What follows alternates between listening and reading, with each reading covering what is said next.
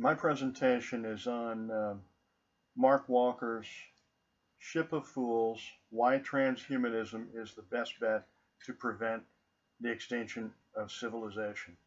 Before I can begin with this presentation, I'd like to give a couple of definitions for transhumanism to give a better understanding as to what it is that we're talking about.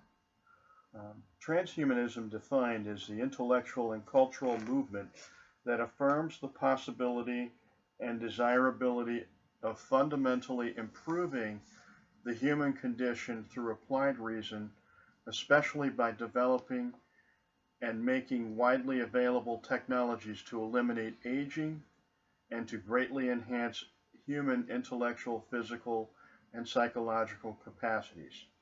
It is the study of the ramification, promises, and potential dangers of technologies that will enable us to overcome fundamental human limitations and the related study of the ethical matters involved in developing and using such technologies. And what Walker's thesis was all about, he talked about transhuman and posthuman. He says currently we're humans and we're going to be approaching a transhuman world and a posthuman world. Example, some humans are in the transhuman area, and those humans would include individuals with pacemakers, prosthetic limbs, artificial hearts, artificial valves, things of that nature. And what Walker talks about in part of his article is that we're going to move to a post-human world, which will include a lot of genetics. It's going to include genetic engineering, total separation of mankind to a different species.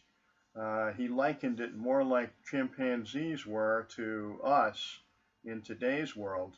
They wouldn't be able to relate or learn all of the knowledge that we're learning. We, on the other hand, current mankind, current evolution, we're not going to be able to understand what the post-human race will do because, according to Walker, we're going to expand exponentially our technological prowess, our knowledge, our perceived knowledge, everything on that. So now I'm going to get to the explanation of his article, but that was the preface of it in my words. So, okay, professor and class, I pre-recorded this with my recorder because I wanted it to be my own words and my own thoughts on that. So I'm going to play this so that you all can hear it, and I will sit here. Basically says that technology can be used to alter and improve human biology. First paragraph says the operative assumption here, of course, would be intelligence, moods, longevity, and virtue each have deep roots in our biology. By altering biology, we can improve human nature to the point of creating a new genus. He calls them post-humans. And he says that transhumanism does not say that we will create post-humans. Rather, it makes a moral claim that we ought to create a race of post-humans. And it's based on moral benefits and could be said to the extent value our development of intellectual, emotional, and moral virtues. And he says that becoming post-human is imperative. He says that if without creation of a post-human race or genus, if you will, civilization may not even survive. Isn't that pretty interesting? He talks about unprecedented dangers of 21st century technologies, talks about Bill Joy and his argument that the difference between previous technology and 21st technology is the possibility of self-replication, gets into that. Another relevant aspect of 21st century technologies is the fact that they leave very little industrial footprint. It's reasonably easy to monitor which countries are part of the nuclear club and spy satellites. And with genetic technologies, he talks about private citizens using genetic technologies in their basements to try to do what is called biohacking, and it's gaining a lot of steam there.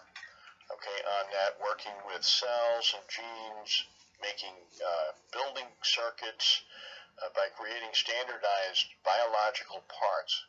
Who would ever think that you would get a catalog that you could pick out your biological parts? He's saying that the dream is already paying off, okay, with research being done at MIT. And he's basically saying, Walker's basically saying that it's a promise of the democratization of science, making it real simple. But there's the other side of the argument that says too much knowledge would lead to the destruction of civilization and bring us to a halt. I believe he's stating that in one of his arguments. And then there's a second piece here where he uses 24 rabbits. Be careful, and says, be careful what you wish for. In Australia, he talks about there were 24 rabbits released. Now there's 900 million rabbits in Australia. And whether that's good or bad, the transmission of diseases and things of that nature were prevalent. There's a third portion here in his article, Transhumanism, the most dangerous experiment save any other.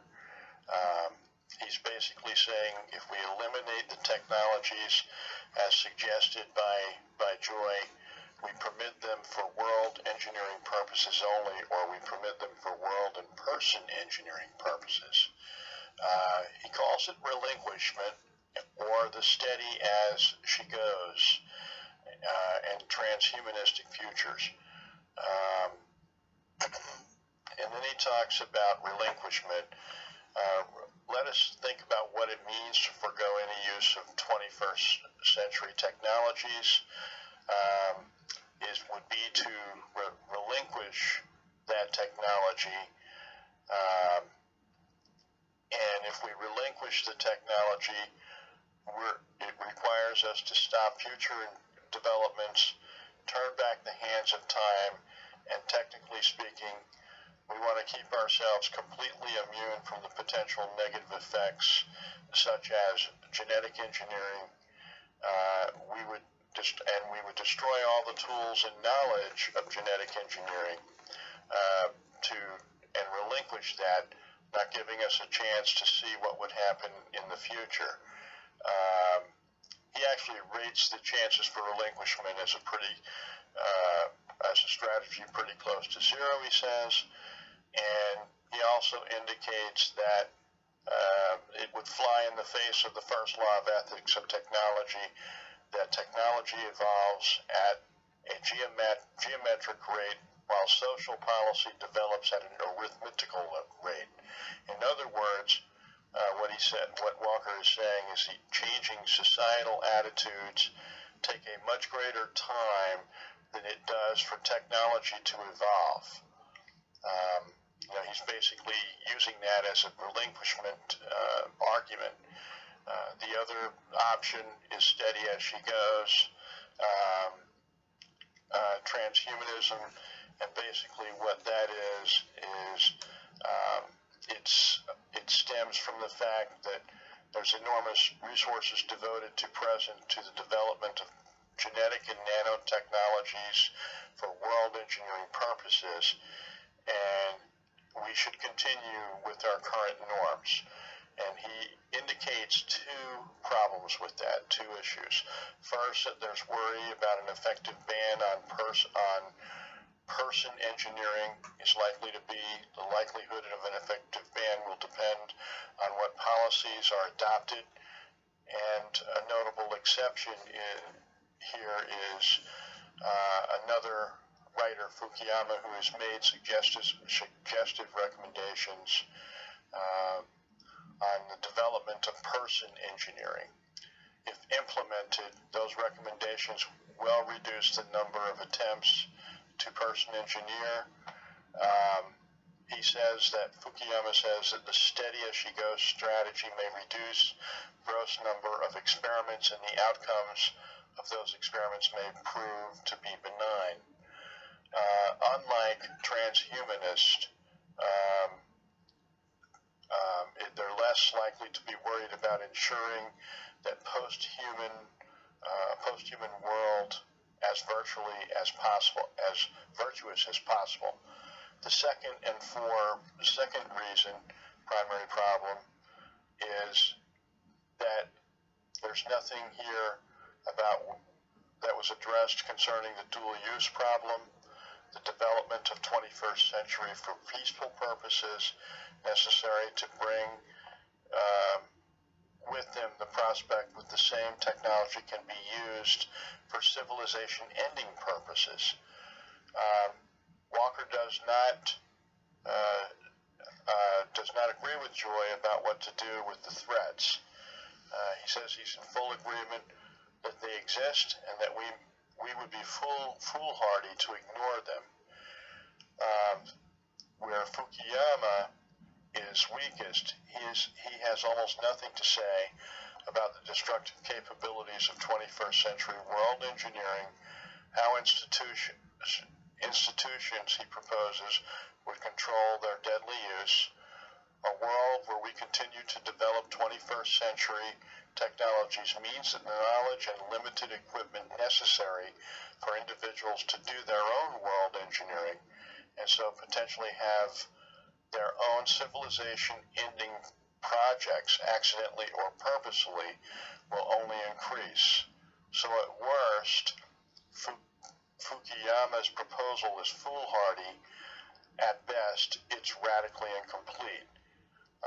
The other option is the transhumanism future, where both world engineering and person engineering are permitted. The transhumanistic view is that we would create people who are smarter and virtuous than we are. The application to the problem is obvious, that there would be a lot of fear and misuse of technology to reduce down to fears about stupidity and viciousness. And again, it gets into the human context that we can destroy ourselves. I believe in the article it mentions that the day that we're destroying weapons of mass destruction could end to the end of our civilization.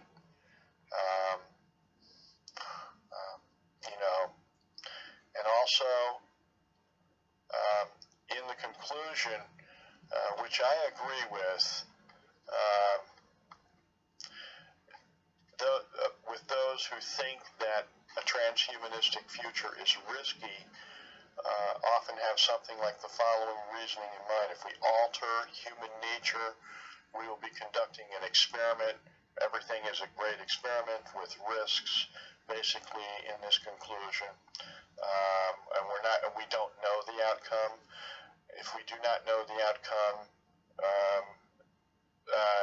we should not alter human nature.